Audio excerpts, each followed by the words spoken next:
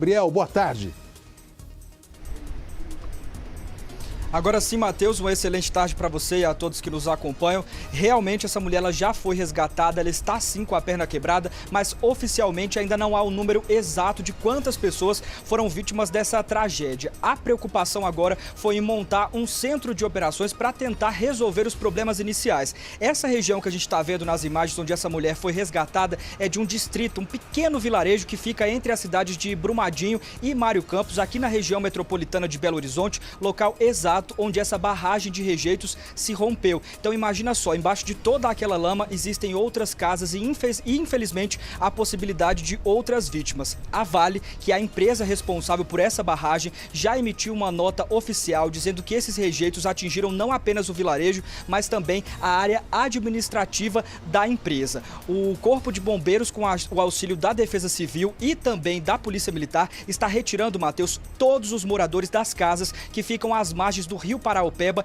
que é para onde toda essa lama acabou escoando. E só lembrando, infelizmente essa não é a primeira vez que uma situação como essa acontece por aqui, então por isso a preocupação dos mineiros. No dia 5 de novembro lá de 2015, uma outra barragem se rompeu, destruindo o distrito de Bento Rodrigues, que pertence à cidade de Mariana, na região central aqui do estado. Quase 20 pessoas morreram, a lama tóxica acabou se arrastando pelos rios do estado, chegando até o Espírito Santo. Muita gente foi prejudicada. Até hoje, os reflexos desse, que é o maior desastre ambiental do país, ainda continuam sendo sentidos, e é exatamente por isso que essa mobilização tamanha está sendo montada para evitar que esses riscos, que esses danos acabem se alastrando ainda mais. O helicóptero do Corpo de Bombeiros realiza o trabalho de resgate, mas também de buscas na região toda ali, porque a possibilidade de outras vítimas existirem ainda é muito grande, Matheus. Gabriel, mais uma pergunta. Você disse agora há pouco que essa área onde essa mulher foi resgatada é uma área de casas. E a gente pensava aqui que se tratava de uma região composta somente por vegetação. Eu queria que você falasse um pouco mais sobre isso, você que conhece a região, para poder trazer para a gente os detalhes, principalmente para quem acompanha o nosso programa em outras regiões do Brasil e também em outros países, Gabriel. Sim, Matheus, é o seguinte, a região é formada por pequenas vilas, vários vilarejos, pequenas comunidades que foram se formando justamente através de pessoas que foram trabalhar nessa questão do minério, que é muito forte aqui nas Minas Gerais. As pessoas foram chegando, montando as suas casas por ali para estarem mais próximas do trabalho, e por isso os vilarejos foram montados. A exemplo do que aconteceu lá em 2015, todo mundo chegou a imaginar inicialmente que teria acontecido na cidade de Mariana, mas não foi. Foi o distrito de Bento Rodrigues, que fica próximo de Mariana, que acabou sendo atingido. Dessa vez, nenhuma das duas cidades que nós estamos tratando como referências aqui foram realmente atingidas, que é Brumadinho e Mário Campos, duas pequenas cidades da região metropolitana de Belo Horizonte. A barragem que se rompeu fica no meio desses dois municípios, mas naquela região existem sim algumas casas que infelizmente acabaram soterradas por toda essa lama, que ainda continua muito mole, ainda continua se movendo. Então, por isso, a grande dificuldade do Corpo de Bombeiros, não só de resgatar as vítimas que já foram encontradas, mas também de localizar outras pessoas que podem estar ali afetadas por tudo isso. E sem falar, Matheus, que a parte administrativa da empresa também foi atingida por essa lama toda, viu? A gente está com imagem ao vivo do Gabriel Rodrigues.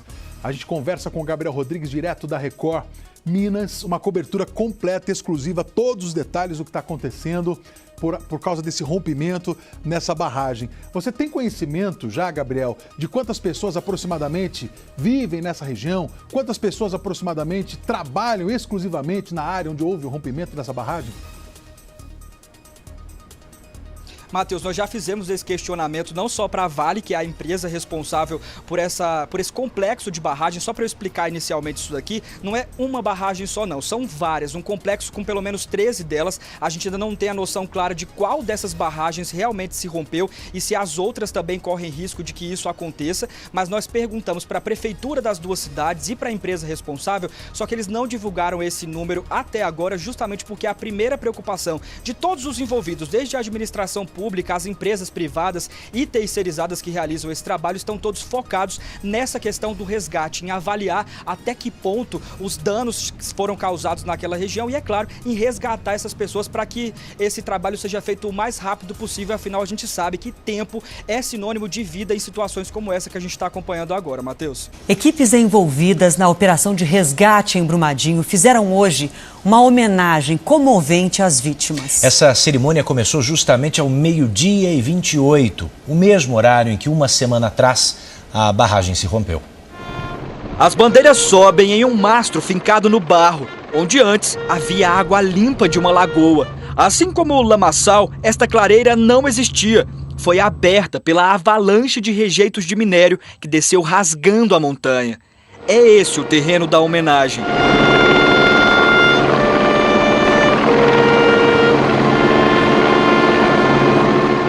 Na cerimônia estão representados os civis e militares que ainda trabalham para tirar corpos da lama. Continência hoje significa respeito às vítimas. Em continência ao terreno, apresentar armas! O sentimento de pesar ganhou o céu. 10 helicópteros se alinharam para lançar flores no ar. A maior parte veio de Belo Horizonte, trazida por gente que não perdeu parentes nem amigos, mas se identifica com a dor. Muito difícil de ver tudo, de acompanhar tudo. Para o nosso estado, para o nosso país, é muito triste. Os buquês foram cuidadosamente arrumados em macas que, nesses últimos dias, transportaram vítimas. E assim, eles seguiram para o voo. A chuva de pétalas cai exatamente uma semana depois do tsunami de lama. É um símbolo de luto pelas vidas perdidas e pela destruição do meio ambiente. Representa também o lamento e a indignação do país inteiro. O vento espalhou as pétalas. A jovem que tem a tia desaparecida não suportou. Rômulo se criou por aqui. Mora perto do córrego do Feijão, que deu nome à mina e à comunidade. Ele fala com saudade de um lugar que agora vê desfigurado. Do lado de cá tinha uma área que eles plantavam, hortaliça. Lá no fundo era uma mata fechada, para lá era uma matinha fechada também. Do lado de lá da matinha era onde era a área da Vale, né? Portaria, restaurante. Aí tinha as áreas dos escritórios e tudo. Eu nem aqui embaixo eu tô gostando de vir. Pra mim acabou isso aqui. Acabou. Amigos se foram. Do irmão, ele não tem notícias. Rodrigo Henrique de Oliveira, de 30 anos, é funcionário da Vale. Isso aqui não foi uma tragédia. Isso aqui foi chacina, é diferente. Todo mundo sabia disso aí. Todo mundo sabia, estão tampando o sol com a peneira. Eu só queria que eles viessem aqui, pegassem na mão de um por um que perdeu um ente querido aqui. E olhar dentro do olho da pessoa, para me ver se vocês têm coragem de fazer isso. Só isso. Você viu essa declaração, essa última? Pois nós informamos à assessoria da Vale que o rompimento da barragem foi chamado de chacina, como você viu. E nós não tivemos resposta. Você vai conhecer agora a história da adolescente que aparece sendo resgatada por bombeiros em um helicóptero em Brumadinho. É impressionante. Essa garota de 15 anos estava em casa quando a lama invadiu o local e ela continua internada em estado grave. Um resgate emocionante. E olha só, agora no detalhe, eles puxando, junto com o auxílio do equipamento do helicóptero, colocando essa vítima dentro do helicóptero. A imagem feita pela equipe da Record TV Minas e que correu o mundo foi do resgate de Thalita Cristina de Oliveira, de 15 anos. Ela e a família moravam neste espaço onde hoje só se vê o rastro de destruição deixado pela lama. Seu José é cunhado da adolescente, mas cuida dela como se fosse filha. A garota e a esposa dele, Alessandra Paulista de Souza, de 43 anos, estão internadas aqui. A Alessandra estava trabalhando na pousada nesse momento, que ela é copeira. Saiu da pousada e foi para casa. Ela ouviu um barulho muito grande, e perguntou para as minhas meninas que barulho seria esse. Quando ela tentou sair lá fora para ver alguma coisa, já não viu, mas escutou só esse estrondo tão grande e gritou às meninas: corre, corre, que tem um barulho forte demais. Cada um correu para um quarto. E a Associação de Vítimas pede a destituição da diretoria da Vale pelo rompimento da barragem em Brumadinho. A cidade de Pará de Minas, a 75 quilômetros do local do desastre, decretou situação de emergência depois que a lama atingiu o rio Paraopeba. Esta semana, a Vale instalou 2 de 3 barreiras de contenção de rejeitos para tentar proteger o sistema de captação de água de Pará de Minas. Ainda assim, a cidade de 100 mil habitantes decretou situação de emergência para evitar que a população fique sem abastecimento de água. Mais um corpo foi encontrado hoje pelas equipes de busca. Na base de operações, uma cena rara. Pousos e decolagens foram suspensos a pedido da família de Jussara dos Passos. O corpo da camareira da pousada Nova Estância, que morreu soterrada, foi sepultado no cemitério do Córrego do Feijão. Depois da cerimônia, as aeronaves voltaram ao trabalho. Os bombeiros se concentram agora ali naquela área onde ficava a sede da Vale. Lá, a lama já atinge pelo menos 10 metros de profundidade. As equipes, além de percorrerem toda a região, utilizam também máquinas para revirar os restos da mineração. Este vídeo mostra um veículo anfíbio sobre a lama, trabalhando nas buscas. Em Brumadinho, a Articulação Internacional dos Atingidos e Atingidas pela Vale fez denúncias de violações de direitos humanos, sociais e ambientais por causa do desastre e pediu a destituição da diretoria da empresa. E de pronta convocação de uma Assembleia Geral Extraordinária para tratar exclusivamente da responsabilidade da empresa por mais este desastroso evento. Muitos estão esgotados e a ajuda chega de vários estados do Brasil. Sobra vontade, mas as forças estão quase no fim. Nesta sexta-feira, a tragédia completa uma semana. Um incansável trabalho de buscas. Por isso, parte dos quase 400 bombeiros que estão em Brumadinho deve ser substituída. Os militares que estavam aqui agora vão descansar, enquanto um novo grupo chega à região. Ônibus com voluntários também chegaram ao centro operacional. São bombeiros civis que vieram de São Paulo e integrantes da Brigada Voluntária Brasileira que saíram do Rio de Janeiro, dispostos a ajudar. Estamos envolvidos com o resgate técnico nas alturas. Viemos com todo o suporte, cordas, todos os equipamentos necessários. A coordenação de operação dividiu o local em 2 áreas. Quente, onde ainda há lama mole e risco para quem procura por vítimas. E é justamente nesta área em que os militares atuam. A outra é a zona fria. São áreas de mata onde a lama já secou. Nesta, a varredura é feita por voluntários responsáveis por vistoriar e apontar a possibilidade de encontrar vítimas. Nós acompanhamos um desses grupos. Vem, bombeiro. Eu estou acostumado a fazer esse tipo de resgate e achei por bem vir fazer que essas pessoas amenizem o sofrimento dessas pessoas. O subtenente é profissional, mas muitas pessoas sem treinamento vieram para a cidade tentar ajudar.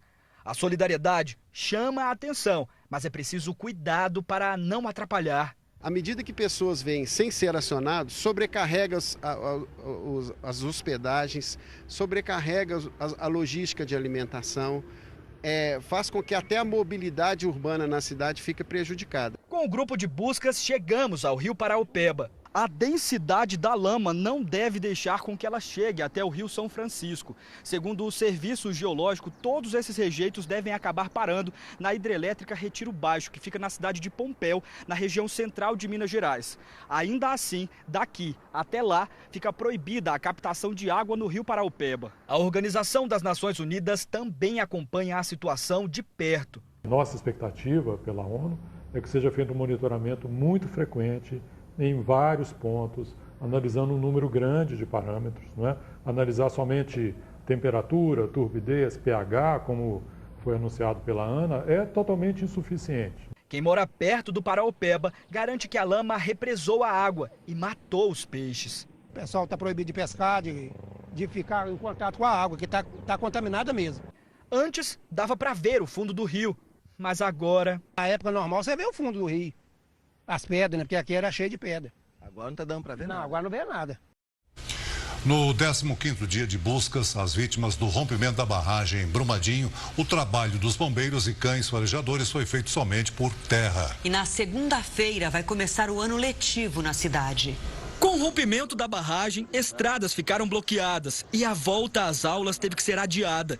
A interrupção ainda permanece em alguns acessos. Por isso, parte dos 6.000 alunos será transportada em vans cedidas pela Vale. Pelo segundo dia seguido, bombeiros deixaram uma base de operações apenas por terra por causa da falta de teto para as aeronaves. 28 máquinas pesadas reviram a lama em pontos onde, segundo os bombeiros, havia grande concentração de pessoas. Além do trabalho na área onde funcionavam as instalações da mineradora Vale, equipes vasculham o Rio Paraopeba e comunidades próximas à barragem. Até o dia de hoje, já são 157 mortes confirmadas, sendo 151 vítimas identificadas. Outras 182 pessoas seguem desaparecidas. Alcir se emociona ao lembrar que vários amigos foram soterrados. Isso é uma coisa que vai ficar para sempre. Isso aí não é da pessoa que vai esquecer, passar um dia, que isso aí não acontece mais não. Toda a data dia 25 de janeiro será lembrada. Cerca de 400 agricultores foram prejudicados pela lama de Brumadinho. Muitos perderam tudo. Outros ainda tentam garantir a sobrevivência, apesar dos prejuízos. A plantação de hortaliças não existe mais. A lama tomou conta de tudo que era do seu tunico. Está devastadora. Acabou tudo. A gente tinha uma área lá de... tinha uma área mais aproximadamente umas 15 hectares de plantação. Está tudo debaixo da terra. O local fica no Parque da Cachoeira, na área rural de Brumadinho, onde existiam lavouras de até 90 hectares com cultivos de verduras. Ficaram as lembranças de uma produção ativa, que era o sustento de famílias da região. Quem tinha hortaliça, agricultura na área, o prejuízo foi fabuloso, porque perderam tudo. A força maior dos agricultores que tinha naquela região, perderam tudo. Assim como o seu Antônio, outros 150 trabalhadores rurais perderam tudo. Gente que plantava, colhia e vivia em função do campo, mas que agora está sem área para produzir e gerar renda. 34 produtores da região fornecem produtos para a Ceasa, em Contagem, na região metropolitana de Belo Horizonte. Apesar da perda, o abastecimento não ficará comprometido. Quem não foi atingido pela lama não está livre dos reflexos deixados por ela. Muitas famílias estão com hortas assim, recém-plantadas, mas sem água limpa para regar, toda a plantação deve morrer. Um outro problema está relacionado à parte que já está pronta para a colheita. A produção ela deixava o córrego do Feijão por uma estrada que foi completamente destruída pela avalanche de rejeitos de minério.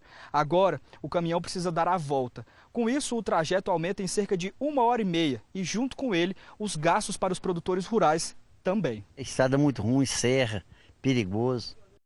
Em Minas, uma situação dramática. E outra vez tem a ver com a mineradora Vale. Segundo o documento da própria empresa, uma barragem na cidade de Barão de Cocais deve se romper entre hoje e o próximo sábado. O repórter Gabriel Rodrigues está em Barão de Cocais e conta pra gente como está a situação agora à noite. Olá, boa noite para você e a todos que nos acompanham. Nós falamos aqui do posto de comando da Defesa Civil, a cerca de 20 quilômetros do local exato da barragem. É daqui que eles realizam o monitoramento 24 horas do local por meio dessas imagens em tempo real. Segundo a Vale e a Agência Nacional de Mineração, o talude, que é uma estrutura montada para suportar a parte superior do terreno, pode se romper a qualquer momento a partir de agora. A apreensão dos moradores da cidade é se isso vai ou não impactar na barragem sul superior. Mais de 400 pessoas já foram retiradas de casa e outras 6.000 estão em uma área secundária, onde elas teriam cerca de 1 hora para conseguir fugir. Ontem, um simulado foi realizado com esses moradores, mas poucos apareceram. Os rejeitos, caso a barragem se rompa, poderão atingir o Rio São João, que é um afluente do Rio Doce, o que preocupa muito os moradores do interior do estado, que já sofreram os reflexos de outros rompimentos. Por meio de nota, a Vale diz que está monitorando 24 horas a mina Gongoçoco e que vai adotar as medidas necessárias para minimizar os possíveis impactos. Ainda assim, o clima aqui em Barão de Cocais é de apreensão e medo. Voltamos ao estúdio do Domingo Espetacular.